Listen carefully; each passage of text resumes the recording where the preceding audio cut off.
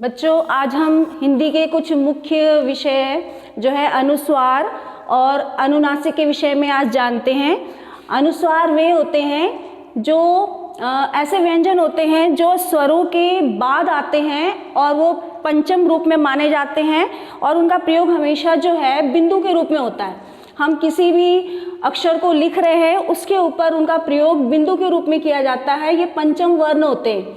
पांचवा वर्ण क ख ग घ ण, जो अणय वाला वर्ण है वो बिंदु के रूप में प्रयोग होता है, उसे पंचम वर्ण कहा जाता है। और इसकी जो ध्वनि होती है वह नाक से उच्चारित होती है। नाक से, जैसे हम इसका उच्चारण कर रहे हैं रंक, जैसे हम उच्चारण करिए ना, आप अपनी नासिका को बंद करो, नाक को बंद करो, इसका उच्चारण करिए रंक।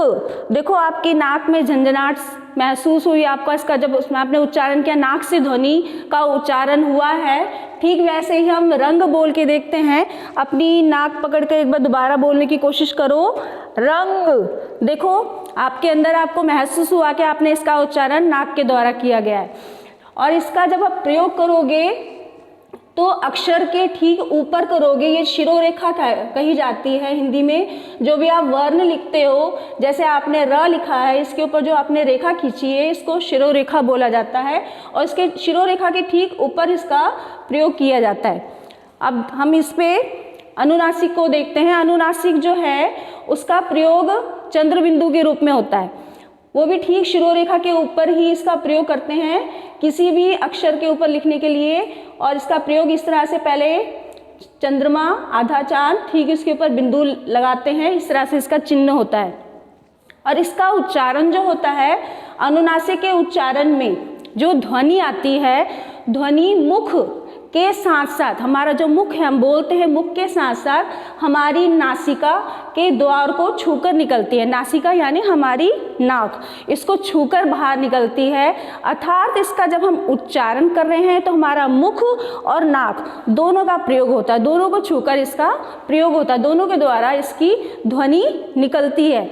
जैसे हम शब्द देखते हैं पाँच, हमने 5 शब्द बोला, 5, तो हमारे मुख से भी उच्चारण हुआ है, साथ साथ जो है चंद्र बिंदु जो है वह उसका उच्चारण नासिका के द्वारा भी हुआ है। आँख, आँख मुंह से जैसे बोलते उच्चारित करें आँख, अ के बाद इसका ठीक उच्चारण हुआ है। इसलिए आप ये चीज़ें भी, ये जो है ध्यान रखोगे कि आप इसका उच्चारण कर रहे हो तो जिस शब्द के बाद, जिस अक्षर के बाद इसका उच्चारण हो रहा है ठीक उसके ऊपर इसका प्रयोग होगा।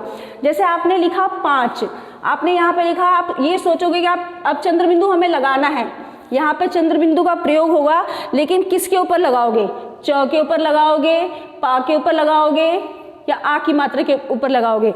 हमने पा बोला, पा के बाद 5, इसके ठीक बीच में आपका उच्चारण हुआ है। जैसे आपने चंद्र बिंदु का उच्चारण हुआ है, ठीक है, इसका जब हमने उच्चारित किया शब्दों को मुख के बाद तो नासिका और मुख दोनों का प्रयोग हुआ है, तो पा के बाद वो उच्चारण हुआ है 5, तो ठीक पा के ऊपर यहाँ पर आपको चंद्र बिंदु का प्रयोग करना होगा, तब आपकी गलतियाँ नहीं होगी। ठीक, आपने वैसे ही आँख बोला तो हमने शब्द लिख दिया आँख। अब कहाँ चंद्र बिंदु लगाओगे? तो आँख, आ के बाद ही आपके मुख से, नासिका से जो है चंद्र बिंदु का उच्चारण हुआ है, अनुनासिक का उच्चारण हुआ है। ठीक आ की मात्रा के ऊपर आप यहाँ पर अनुनासिक बनाओगे। ठीक है, अब यहाँ पर ध्यान यह भी देना है कि कभी कभी हमारी ये गलतियाँ होती है कि हम चंद्र बिंदु कहाँ लगाना है, बिंदु कहाँ लगाना है, ये भी गलतियाँ करते हो। तो यहाँ पर ये ध्यान देना कि अगर आपने शब्द लिखा है हंस, हंस लिखा है, हंस के ठीक ऊपर चंद्र बिंदु आएगी, और अगर हमने हंस के ऊपर बिंदु लगा दी तो दोनों का अर्थ परिवर्तित भी हो जाता है, दोनों में अर्थ के उच्चारण में भी परिवर्तन हो जाएगा। जैसे आपने यहाँ पर लिख दिया हंस, ह और स लिखा है, इस पर हमने चंद्र बिंदु लगाया है तो ये हंस हो गया, यानी हंसना एक क्रिया, आप हंस रहे हो, हंस के दिखा रहे हो, जो हंसने वाली क्रिया है यह शब्द बनेगा हंस। अगर हमने वही ह और स लिखा, 2 शब्द लिए और ठीक इसके ऊपर हमने बिंदु लगाई है, यानी हमने यहाँ पर अनुस्वार का प्रयोग किया है, तो ये हस जो है ये भी बदल जाएगा, इसका अर्थ भी परिवर्तित हो जाएगा, अर्थ बदल जाएगा। तो यहाँ ये हस जो है हंस, हंस का प्रयोग हो जाएगा, यहाँ हंस हो जाएगा हस से।